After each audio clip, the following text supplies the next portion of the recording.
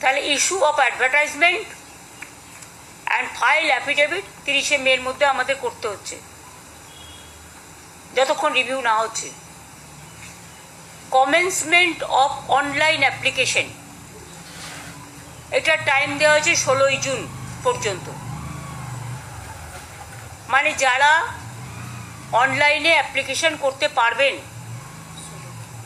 16ই June পর্যন্ত। Last date of online application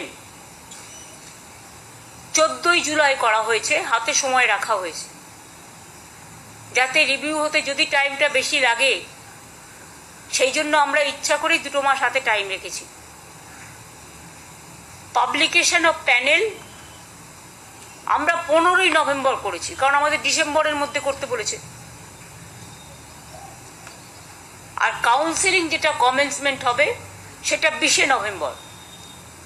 আমরা চাইছি নভেম্বরের মধ্যেই, যদি রিভিউতে কিছু বিচার না হয় তাহলে আমরা নভেম্বরের মধ্যেই কাউন্সেলিং করে টোটালটা করে দেব।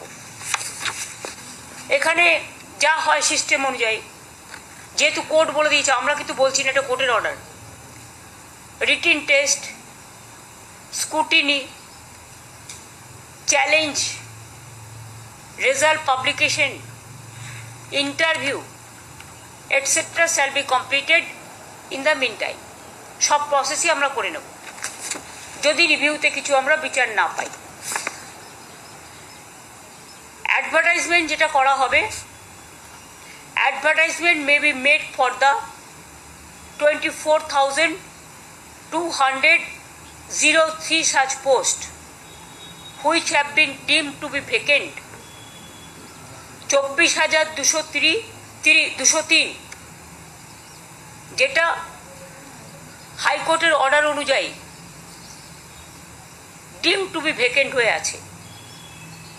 যদিও তারা কাজ করছেন, তারা কাজ করে যান, তারা ডিসেম্বর পর্যন্ত মাইনে তো কনফার্ম করেছেও সুপ্রিম কোর্ট, আমরা তো অ্যাপিল করেছিলাম। সুতরাং তারা বেশি চিন্তা না করে তারা তাদের কাজ করে যান, আর আমাদের কাজও আমরা করে যাব।